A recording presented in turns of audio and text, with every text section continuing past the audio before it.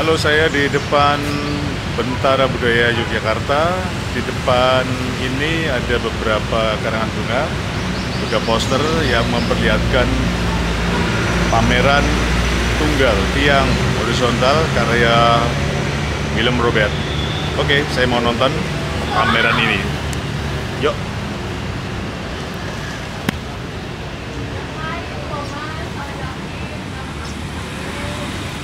Pameran tunggal ini berlangsung mulai tanggal 23 April sampai 3 Mei 2025.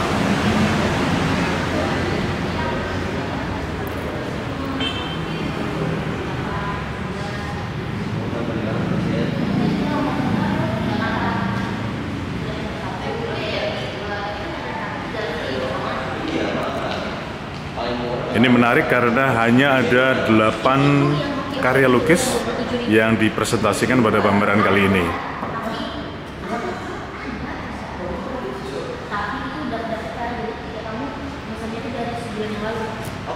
Saya ingin melihat langsung pada karya yang paling besar, ukuran 2,5 meter kali 6 meter. Ini judulnya yang bisa merepresentasikan dari judul pameran ini, yaitu tiang horizontal.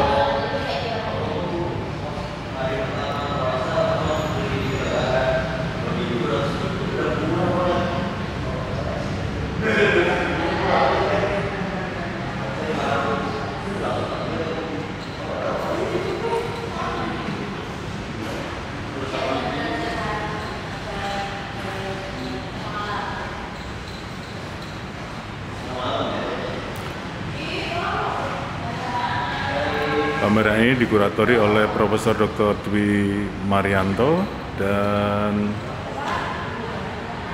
ada penulisnya A. Nurjaman.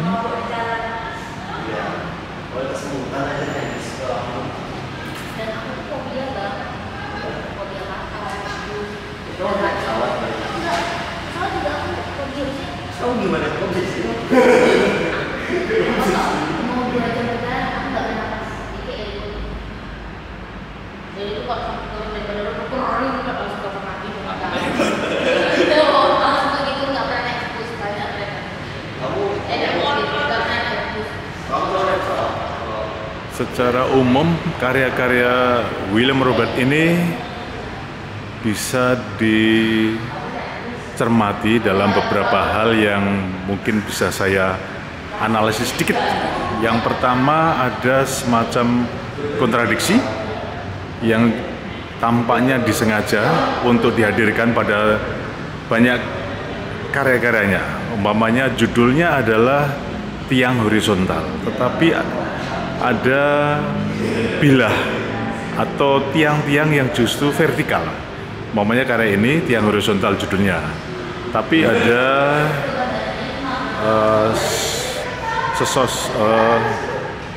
satu pokok seperti tiang yang formatnya justru vertikal, bukan, dan berada di sosok yang horizontal.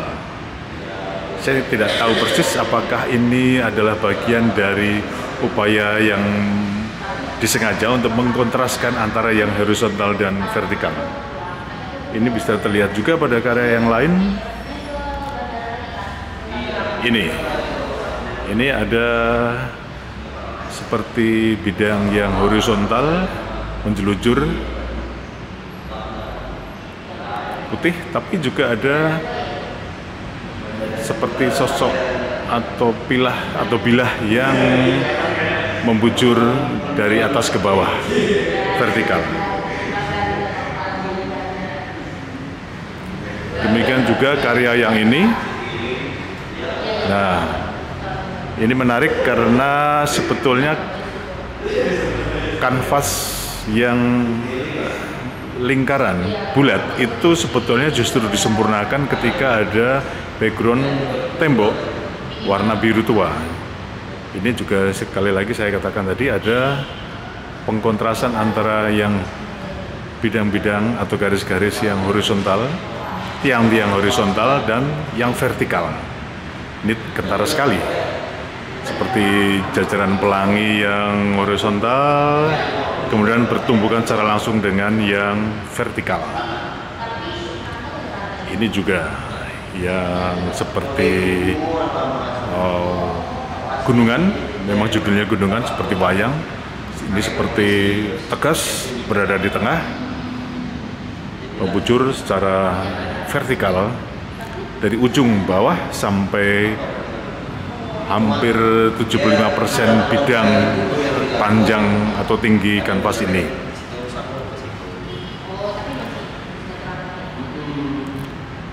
Ini juga seperti ada tiang vertikal bukan horizontal yang muncul atau berada eksis karena ada perbedaan warna. Jadi tiang yang muncul secara accidental form menjadi accidental form karena perbedaan kontras-kontras warna.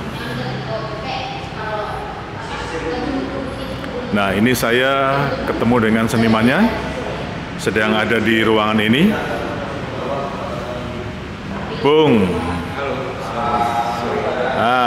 Bung William Robert ada di sini. Saya pengen ngobrol banyak di karya di ruangan ini yang ada karya-karya Anda. Cukup 8. Ini menarik. Pameran yang membuat lega secara visual saya kira. Kenapa jumlah ini hanya sedikit? Ada konsep tertentu? Pertama, sebelum menggelar pameran, saya ke ruang, selalu beberapa pameran terakhir itu ruang dulu saya kuasai. Survei, ukuran dulu, baru saya proyeksi akan merencanakan di sini ukuran berapa, di sini ukuran berapa, segala macam. Terus saya pastikan berkali-kali bahwa display yang utama gitu, jadi jangan bawa karya melebihi kapasitas. Jadi memang benar-benar dinding utama, ini wing kiri, wing kanan dan seterusnya. Jadi benar-benar saya persiapkan dan saya ukur ulang. Ada berapa kali saya datang untuk mengukur ulang dan kemudian saya siapkan kanvas untuk ukuran-ukuran. Terus kenapa 8?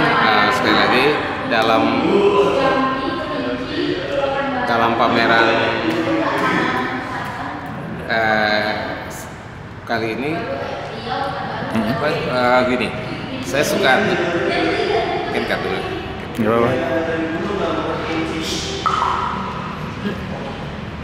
Oke, saya terusin 8 itu infinity sebenarnya. Jadi kebetulan di karya saya ada judul infinity dan secara komposisi dari ruangan kebetulan bisa saya tampilkan 8 karya, 1 untuk wall text. Jadi secara keseluruhan itu saya konsepsi dari awal. Nah, ini menarik, judulnya adalah tiang horizontal. Ya. Tetapi saya amati ada sesuatu yang kontras, ada yang kontradiktif. Saya nggak tahu apakah memang disengaja atau seperti apa. Seperti pada karya yang utama ini yang menjadi judul karya. Tiang horizontal, tetapi ada tiang yang vertikalnya. Hampir banyak sekali vertikal hampir. Kenapa? Bahwa tiang vertikal tetap utama dalam kehidupan. Itu umumnya orang menyambungnya atau memaknainya hubungan dengan sang Khalik, sang pencipta. Jadi, tapi dalam konteks ini bahwa tiang-tiang vertikal itu bisa tetap ada atau eksis dengan baik apabila kita menjaga atau merawat tiang horizontal itu. Nah, jadi tetap eksistensi tiang vertikal itu menjadi penting dalam konteks karya saya sebagai simbol atau analogi atau representasinya di dalam karya yang saya tampilkan. Meskipun porsinya atau besarannya tidak saya buat dominan. Tapi dia kalau dilihat dia sesungguhnya sangat eksis di situ. Itu sih kenapa selalu ada. Bahwa sekali lagi tiang horizontal tidak mungkin tidak dikaitkan dengan vertikal atau sebaliknya. Cuman dalam konteks ini saya lebih mengajak ayo kita fokus ke melihat tiang horizontal sebagai kekayaan khasanah kita dalam kehidupan, terutama orang Indonesia yang memang majemuk banget itu. Memang kekuatannya justru di situ. Oh, berarti ini sudah secara tegas karya-karya Anda, tema karya Anda ini sebetulnya membincangkan problem sosial ya, hubungan horizontal dan kemudian tanpa melupakan hubungan vertikal. Ada pengalaman apa yang mendasari konsep tentang hubungan horizontal, hubungan sosial yang menjadi tema karya Anda? Menariknya adalah seringkali pada faktanya kita sibuk sekali dengan yang vertikal ini.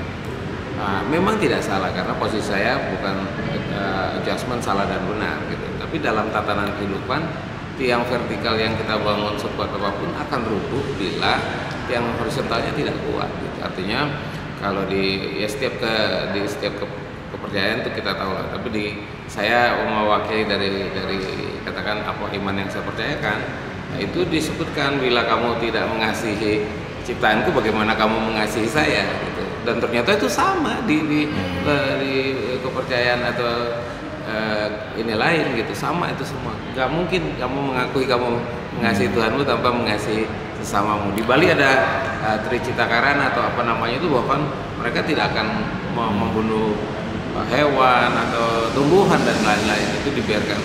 Nah, jadi memang alam semesta dan Tuhan itu satu kesatuan yang harus dihormati.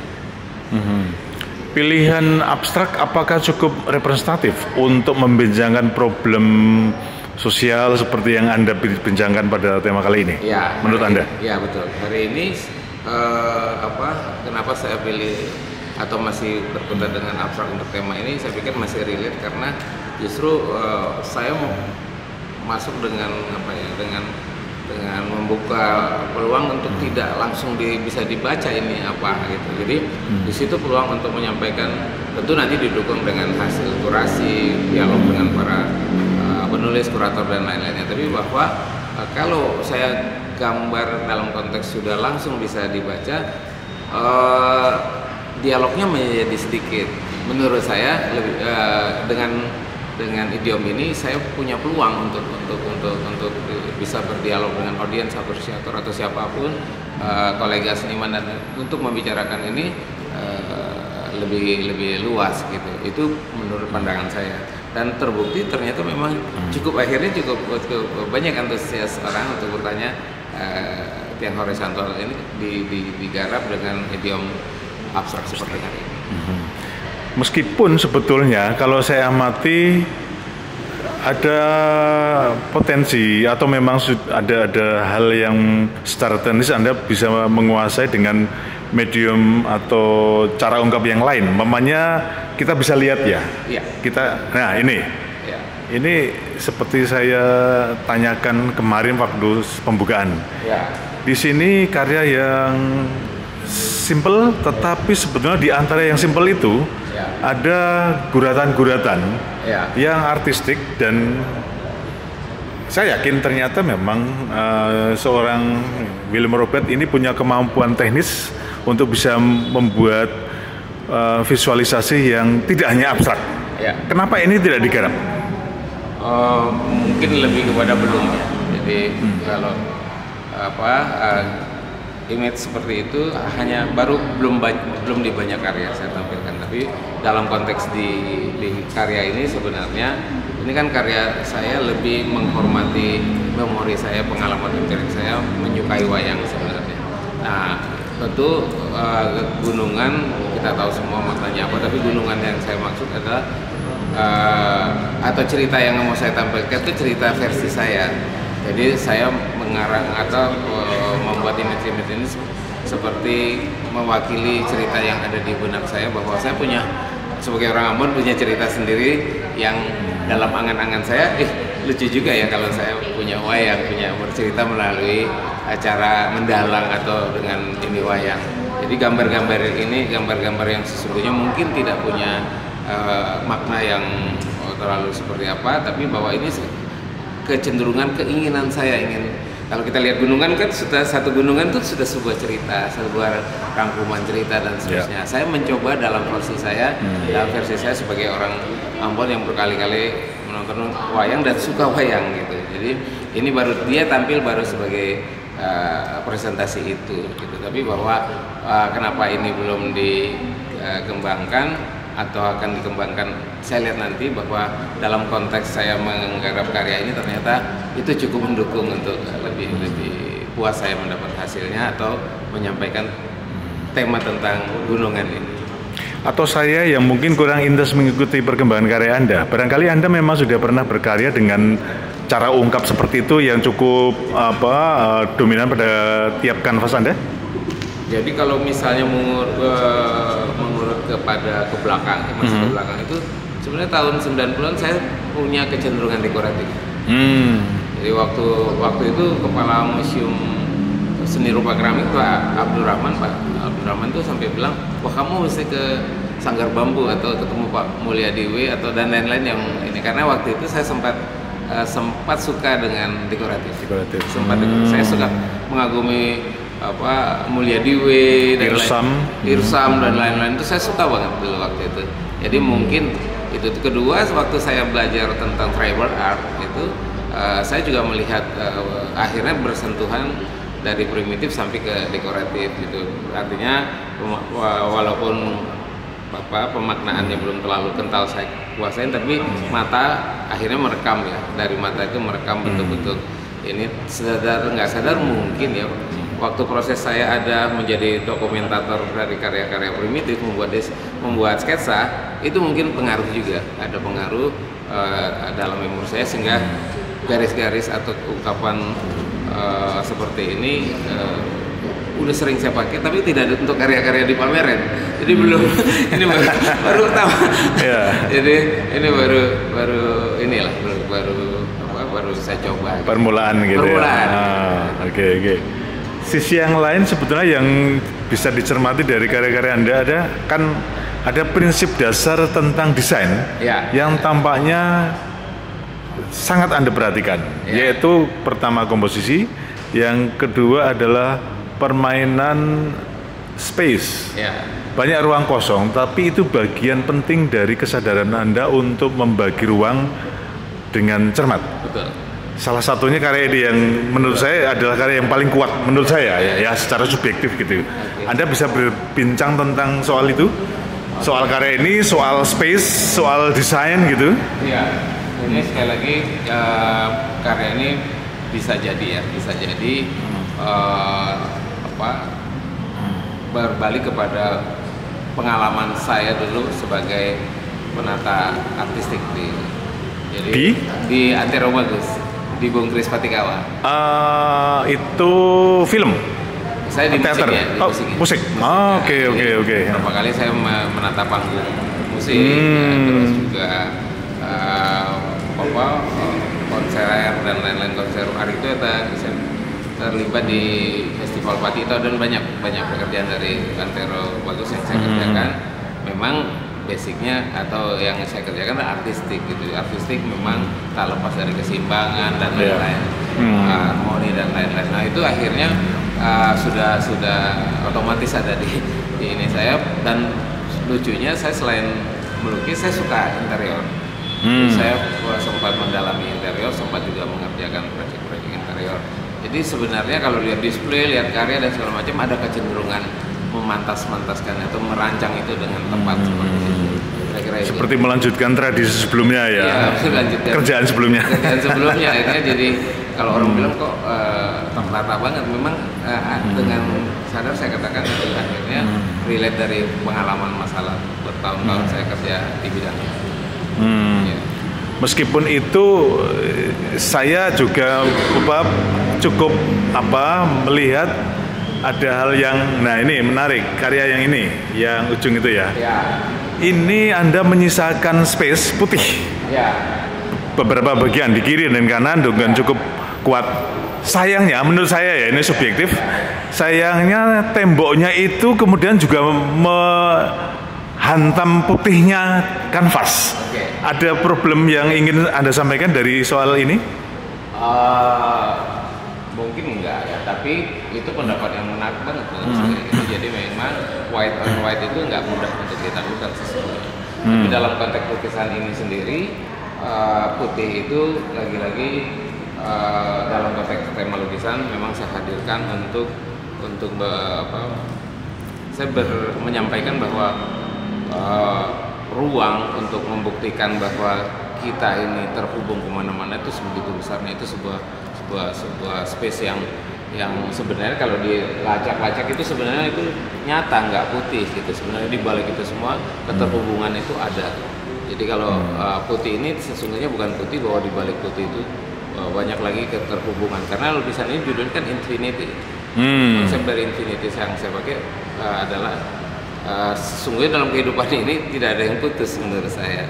Ini terhubung kemana-mana, makanya dua lukisan yang memang saya kerjakan sudah saya buat 2 panel dan itu saya satukan. Dan kalau mau dilihat gitu ya, saya berusaha membuat cukup kontradiktif ini dengan ini gitu kan. Ini tadinya prosesnya ini saya blok langsung biru, terus saya tetap memberi satu clue saja bahwa yang nama keterhubungan itu kadang-kadang sangat tipis clue-nya atau kodenya. Itulah yang saya buat garis hitam ini nembus ke sini sekali. Ya, saya buat seperti itu. Itu hanya simbol bahwa hari ini kita nggak bisa bilang kita nggak terhubung dengan mana-mana.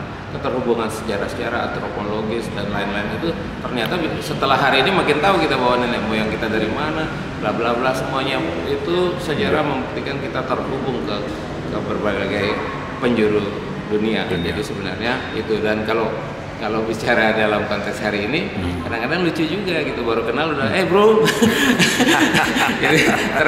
jadi saya bercandanya seperti ya, artinya kalau dari kehidupan populer hari ini kita pun lihat orang merasa bersaudara itu simpel aja dengan sapaan bro and sis, walaupun baru ketemu atau kenal-kenalan tadi di medsos dan seperti itu kira-kira. Tapi bahwa saya mengatakan dalam kosmis yang kecil kita semua terhubung, kosmis yang besar itu terhubung tanpa putus.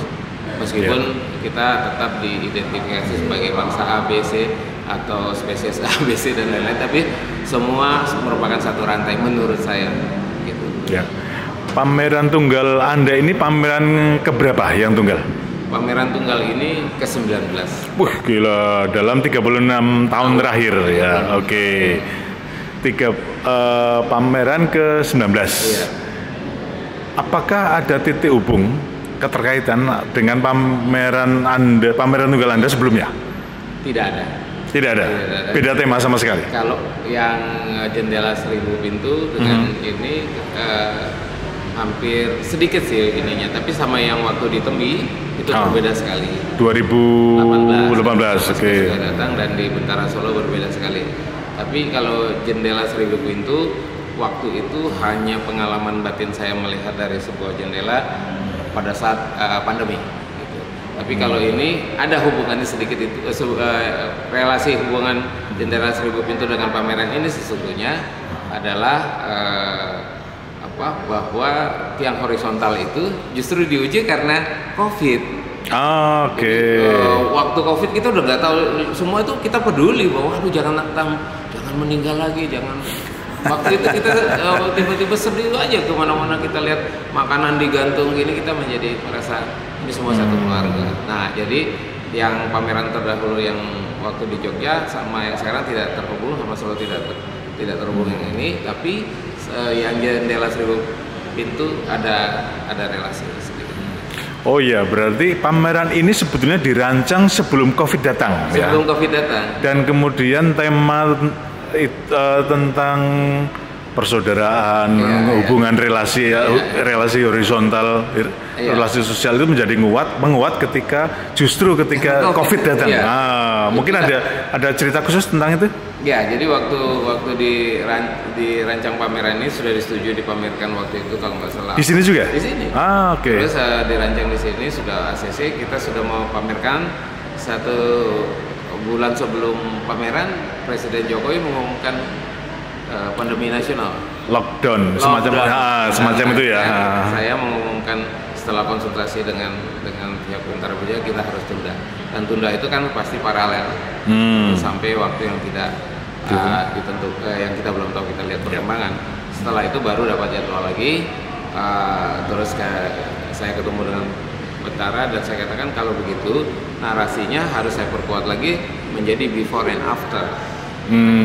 Dengan demikian saya menyampaikan bahwa karya yang sudah ada itu yang 4-nya saya tarik, yang 4 saya bikin baru supaya bisa bercerita tentang kekuatannya di after itu, kira-kira itu. Jadi jadi dalam tulisan Aan Zaman itu ada konteks before dan after itu justru bahwa di tiang horizontal itu justru teruji pada saat pandemi. Konsep sampai ke teknis jumlah karya, apakah sebelum COVID dengan yang pameran sekarang terjadi itu juga kira-kira sama? Sama persis. Oh ya? Oke. Karena saya nggak mau meleset dari ruang sebenarnya. Nggak mau genit terus mau tiba-tiba nakal ini dioprek ke sana, oprek ke sana. Kalau dilihat dari jendela Seribu Pintu itu sama juga. Jadi memang hari ini saya sudah mulai belum membuat maket seperti Pak Sunario, tapi sudah mulai membuat gambar ruang. Saat ini saya sudah mulai dengan sebelum pameran bikin gambar ruang dulu. Tapi kalau saya mengagumi Pak Naryo, kalau belum pameran bikin maket. Gitu. Jadi saya belum sampai setahap itu. Saya sudah mulai buat gambar ruang ya. Dan membuat ukurannya, dan ini kesini itu ya sebelum pameran itu berkali-kali. Pernah itu ubin segala macam. Saya takut sekali meleset di display sebenarnya. Saya benar-benar pertimbangan waktu datang ke Jogja selalu mampir dulu, yakin lagi nggak ini. Jadi tapi jumlahnya tetap harus 8 waktu itu, karena udah tahu teks di mana, ini di mana. Nah kalau dilihat karya ini semua tiga ini udah dibuat memang satu kesatuan, tapi relate dia displaynya. Horizontal sana, di tengahnya Bunda, itu saya rancang benar gitu. Dan kalau lihat karya sana semua tingginya 2 meter. Jadi saya benar-benar tidak mau belang. Terus yang sana sama tingginya 2,5, yang Bunda dan ini 2,5. Jadi benar-benar tidak lompat sana lompat sini. Itu juga pengaruh pengalaman sebagai penata artistik. Terkonsep lah ya. Gitu kira-kira. Oke, setelah Anda menjadi perupa selama 35 tahun, apa yang 36 tahun ya. Apa yang Anda bisa refleksikan sebagai seorang kreator, sebagai seorang perupa? Paling tidak bisa menyampaikan pesan, terutama kepada diri saya dulu, lalu akan terbaca bila terjadi dialog dan lain. Kedua, bahwa saya ingin juga apa yang saya pikirkan itu bisa digali lagi dengan berdialog dengan para cendekia dan nanti disampaikan ke publik sebagai tawaran. Tapi walaupun pada akhirnya publik akan punya kebebasan untuk menginterpretasi, membaca dan lain-lain, tapi paling tidak saya menawarkan bahwa ada tiang horizontal yang saya maknain sebagai kesetaraan, equality dan lain-lain yang sesungguhnya, atau kasih sayang dan seterusnya yang sesungguhnya sudah memang DNA kita dan sudah diturunkan dari nenek moyang. Jadi ini seperti reminder gitu. Kira-kira seperti itu. Oke, Bro William, makasih ya untuk obrolannya. Terima kasih, Mas Kus, sahabat kurator tampan untuk hari ini, untuk kita bisa sama-sama ngobrol dikit-dikit. Oke, makasih. Sip, sampai ketemu. Sukses selalu. Sama-sama. Sukses selalu.